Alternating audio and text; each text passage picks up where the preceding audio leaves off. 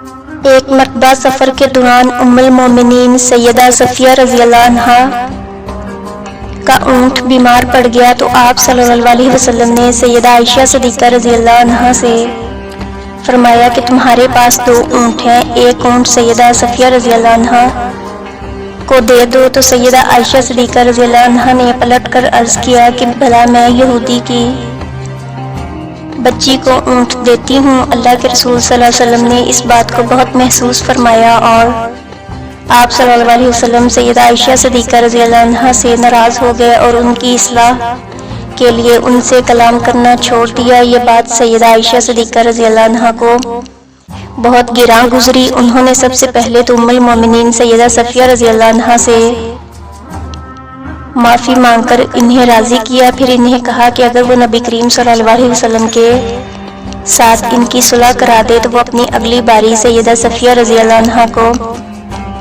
دے دیں گی۔ ام المومنین سیدہ صفیہ رضی اللہ عنہا نے حضور نبی کریم صلی اللہ علیہ وسلم سے بات چلائی کہ سیدہ عائشہ صدیقہ رضی اللہ عنہا نے مجھ سے معافی مانگ لی ہے اور آپ صلی اللہ علیہ وسلم بھی اس سے راضی ہو جائیں۔ آپ صلی اللہ علیہ وسلم نے پوچھا کہ کیا اس سفارش کی کوئی شرط بھی طے ہوئی ہے؟ ام المومنین سیدہ صفیہ رضی اللہ عنہا نے عرض کیا کہ جی، انہوں نے اپنی اگلی باری مجھے دے دی۔ آپ صلی اللہ علیہ وسلم مسکرا دیے اور یوں ہی آپ صلی اللہ علیہ وسلم کی ان سے صلح ہو گئی۔ سیدہ عائشہ صدیقہ رضی اللہ عنہا فرماتی ہے، ایک دن رسول صلی اللہ علیہ وسلم جوتا گانٹ رہے تھے اور میں چرخہ کاٹ رہی تھی۔ اس دوران میری نظر جو حضور نبی کریم صلی اللہ علیہ وسلم کی طرف اٹھی تو میں کیا دیکھتی ہوں کہ پسینے کے قطرے آپ صلی اللہ علیہ وسلم کے چہرہ انور پہ جگمگا رہے ہیں۔ ہر قطرے میں ایک نور کا ستارہ بنتا جو پھیلتا چلا جاتا۔ میں اس منظر پہ حیران ہو کر رہ گئی اور نظر جما کر مسلسل دیکھ رہی تھی کہ اچانک حضور نبی کریم صلی اللہ علیہ وسلم کی نظر مجھ پہ پڑی اور میری کیفیت دیکھ کر آپ صلی اللہ علیہ وسلم بھی چونک گئے۔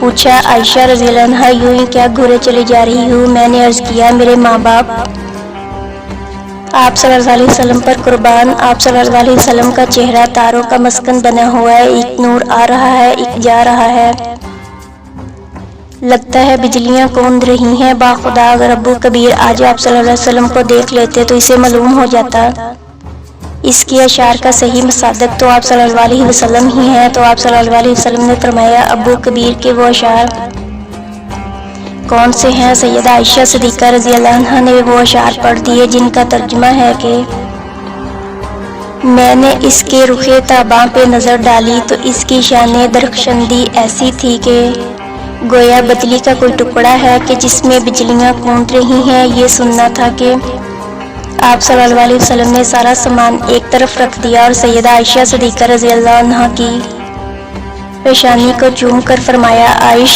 جو سرور مجھے تیرے کلام نے پہنچایا ہے اس قدر سرور تجھے میرے نظارے سے حاصل نہیں ہوا ہوگا۔ سبحان اللہ۔ بے شک آپ صلی اللہ علیہ وسلم اخلاق کے اعلیٰ پیمانے اور مرتبے پر فائز ہیں اور ہمیشہ رہیں گے۔ اس سے 3 باتیں معلوم ہوئیں۔ نمبر 1، آپ صلی اللہ علیہ وسلم ہمیشہ اپنی بیویوں سے مساوات و عدل فرماتے۔ دوسری بات مردوں کے لیے نصیحت ہے، اگر شوہر دوسری بیوی کے گھر رہنا چاہے تو پہلی سے اجازت لے لے۔ تیسری بات یہ ہے، بیوی بھی ایسے امور میں اپنے خاوند کی رعایت کرے۔ اس سے ثابت ہوتا ہے کہ سیرت طیبہ صلی اللہ علیہ وسلم کی روشنی میں اگر خاوند اپنی بیوی کو پیار دے، اس کے ساتھ حسن سلوک اور دلجوئی کا معاملہ کرے تو ضرور وہ بھی محبت کا جواب محبت ہی سے دے گی۔ پہلے کوئی ابتدا تو کرے، اس لیے کہ عورت کی فطرت میں یہ بات ہے کہ اس کے ساتھ محبت اور نرمی کا معاملہ کیا جائے تو وہ جان تک قربان کر دیتی ہے۔ حضور نبی کریم صلی اللہ علیہ وسلم کی سیرت طیبہ مسلح امہ کے ہر فرد کے لیے کامل و اکمل نمونہ ہے۔ آپ صلی اللہ علیہ وسلم نے امت کو اپنے عمل سے بتایا کہ تمہیں اہل خانہ کے ساتھ اس طرح حسن سلوک سے پیش آنا ہے۔ دعا ہے کہ اللہ تعالی ہمیں نبی کریم صلی اللہ علیہ وسلم کے اسوہ حسنہ کو اپنانے کی توفیق عطا فرمائے۔